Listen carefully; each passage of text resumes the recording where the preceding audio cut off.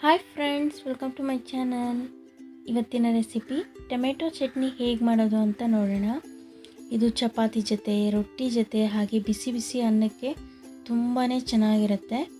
ಬನ್ನಿ ಹೇಗೆ ಮಾಡೋದು, ಅದಕ್ಕೆ ಏನೇನೆಲ್ಲ ಇಂಗ್ರೀಡಿಯೆಂಟ್ಸ್ ಬೇಕು ಅಂತ ನೋಡೋಣ.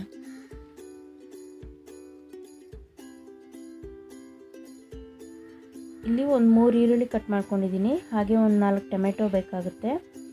ಸ್ವಲ್ಪ ಬಾಡಿಗೆ ಮೆಣಸಿನ್ಕಾಯಿ, ಹಾಗೆ ಒಂದು 4ರಿಂದ 5 ಒಣಗಿದ ಮೆಣಸಿನ್ಕಾಯಿ, ಸ್ವಲ್ಪ ಕೊತ್ತಂಬರಿ ಸೊಪ್ಪು, ಒಂದು 4ರಿಂದ 5 ಬೆಳ್ಳುಳ್ಳಿ, ಸ್ವಲ್ಪ ಕರಿಬೇವಿನ ಸೊಪ್ಪು, ರುಚಿಗೆ ತಕ್ಕಷ್ಟು ಉಪ್ಪು, ಹಾಗೆ ಸ್ವಲ್ಪ ಹುಣಸೆಹಣ್ಣು ತೊಗೊಂಡಿದ್ದೀನಿ.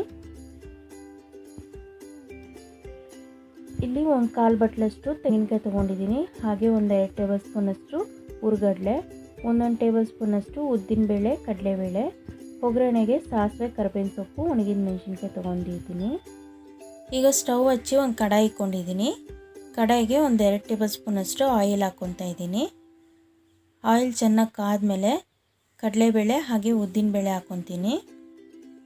ಎರಡು ಕೂಡ ಚೆನ್ನಾಗಿ ಫ್ರೈ ಮಾಡ್ಕೊಬೇಕು, ಕಲರ್ ಸ್ವಲ್ಪ ಚೇಂಜ್ ಆಗೋವರೆಗೂ.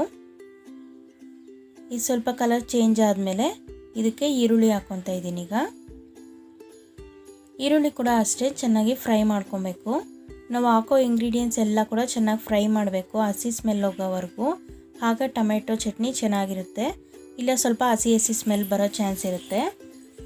ಈಗ ಇದಕ್ಕೆ ಕರಿಬೇವಿನ ಸೊಪ್ಪು ಹಾಕ್ಕೊತಾ ಇದ್ದೀನಿ, ಹಾಗೆ ಬೆಳ್ಳುಳ್ಳಿ ಕೂಡ ಹಾಕ್ಕೊತಾ ಇದ್ದೀನಿ.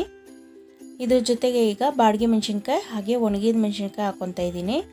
ಒಣಗಿದ ಮೆಣಸಿನ್ಕಾಯಿ ಖಾರಕ್ಕೋಸ್ಕರ ಹಾಕಿದ್ದೀನಿ, ಬಾಡಿಗೆ ಮೆಣಸಿನ್ಕಾಯಿ ಕಲರ್ಗೋಸ್ಕರ ಹಾಕಿದ್ದೀನಿ. ಬೇಡ ಅಂದರೆ ಬಾಡಿಗೆ ಮೆಣಸಿನ್ಕಾಯಿನ ಸ್ಕಿಪ್ ಮಾಡ್ಕೊಬೋದು.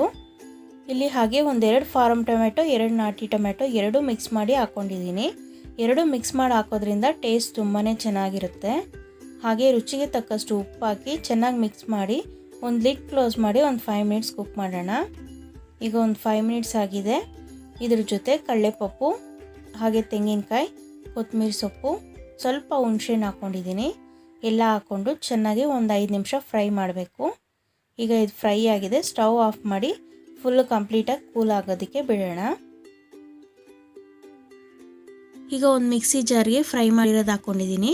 ಹಾಕ್ಕೊಂಡು ಗ್ರೈಂಡ್ ಮಾಡ್ಕೊಂಡಿದ್ದೀನಿ. ನೋಡಿ, ಈ ಥರ ಫೈನಾಗಿ ನಾವು ಗ್ರೈಂಡ್ ಮಾಡ್ಕೊಬೇಕು.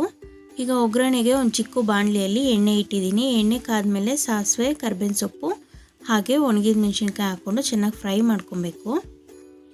ಈಗ ಇದಕ್ಕೆ ಒಗ್ಗರಣೆ ಮಾಡಿರೋದನ್ನ ಹಾಕ್ಕೊತಾ ಇದ್ದೀನಿ. ಹಾಕ್ಕೊಂಡು ಚೆನ್ನಾಗಿ ಮಿಕ್ಸ್ ಮಾಡ್ಕೊಬೇಕು. ಈಗ ಟೊಮೆಟೊ ಚಟ್ನಿ ರೆಡಿಯಾಗಿದೆ.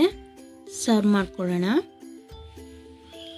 ನೋಡಿದ್ರಲ್ಲ ಫ್ರೆಂಡ್ಸ್, ಟೊಮೆಟೊ ಚಟ್ನಿ ಹೇಗೆ ಮಾಡೋದು ಅಂತ. ಟೇಸ್ಟ್ ಮಾತ್ರ ತುಂಬಾ ಚೆನ್ನಾಗಿರುತ್ತೆ. ಒಂದ್ಸಲಿ ಟ್ರೈ ಮಾಡಿ ಹೇಗೆ ಬಂತು ಅನ್ನೋದನ್ನ ಕಮೆಂಟ್ ಸೆಕ್ಷನಲ್ಲಿ ಕಮೆಂಟ್ ಮಾಡಿ. ನನ್ನ ವಿಡಿಯೋ ಯಾರು ಹೊಸ್ದಾಗಿ ನೋಡ್ತಾ ಇದ್ದರೆ ಸಬ್ಸ್ಕ್ರೈಬ್ ಮಾಡ್ಕೊಳ್ಳಿ, ಲೈಕ್ ಮಾಡಿ, ಶೇರ್ ಮಾಡಿ. ನೆಕ್ಸ್ಟ್ ವಿಡಿಯೋಲಿ ಮೀಟ್ ಮಾಡ್ತೀನಿ ಫ್ರೆಂಡ್ಸ್. ಬಾಯ್.